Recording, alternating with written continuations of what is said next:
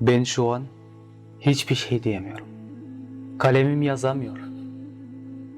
O kadar şey var ki aklımda. Derdimi neyle anlatacağımı bilemiyorum. O gün Aladağları kara bulut kaplamıştı. O büyük kargaşadan hiç kimsenin haberi bile yoktu. Sadece onların diri diri gömüldüğü toprağın haberi vardı. Eğer toprak söyleyebilseydi, o sesini çıkarabilseydi, onun çığlığı dünyayı paramparça edebilirdi. Çünkü vatanın en şuurlu, namuslu, çalışkan ve zamansız bu hayattan giden evlatlarını kucağına kanlı halde toprak kabul edemiyordu. Neden onları o kadar zulme uğrattılar? Çalışkan olduğu için mi? Her hakikatin farkına varabildiği için mi? Kendi namusunu çiğnetmediği için mi? Hayır. Onların sadece tek suçu vardı. Evet, onlar sadece ve sadece vatanın yarın huzurda, özgür yaşamasını istemişlerdi. Buydu onların büyük suçu. Gerçeği hiç kimse hiçbir şeyle gizleyemez. Evet, gerçeklerin kapıları az vakit için kapanabilir ama bir gün gelir de onu gizleyenlerin üzerine bomba gibi düşer.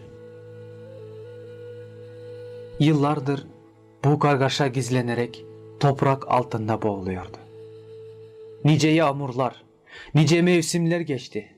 Sonuçta o gerçek yerini buldu. O zalimlerin kurşunlarıyla öldürülen Kırgız halkının münevverleri tekrar Müslüman gibi defnedildi. Onların arasında dünyaca ünlü yazar Cengiz Aytmatov'un babası Törekul Aytmatov da vardı. Öyle bir hayat geçiren insanlar var ki başkalara aydınlık vermek için kendileri mum gibi erip biterler. İşte 1937'de katledilen Kırgız münevverleri mum gibiydi.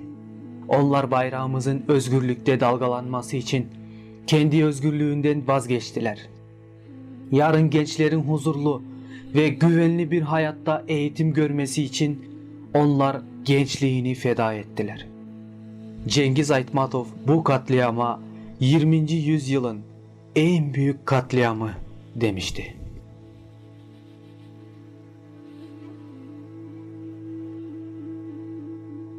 Bayrağımız özgürlükte dalgalanırken o münevverler unutulur mu?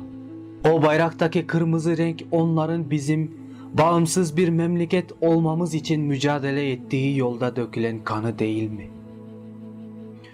Onların yeri artık mezarda. Yani Atabeyit'te değil, her Kırgız'ın kalbindedir. Bugünlerde her gününü ülkemizin yarını için harcayan gençler varken o münevverlerin başladığı çığır yol asla sona ermez. Asla.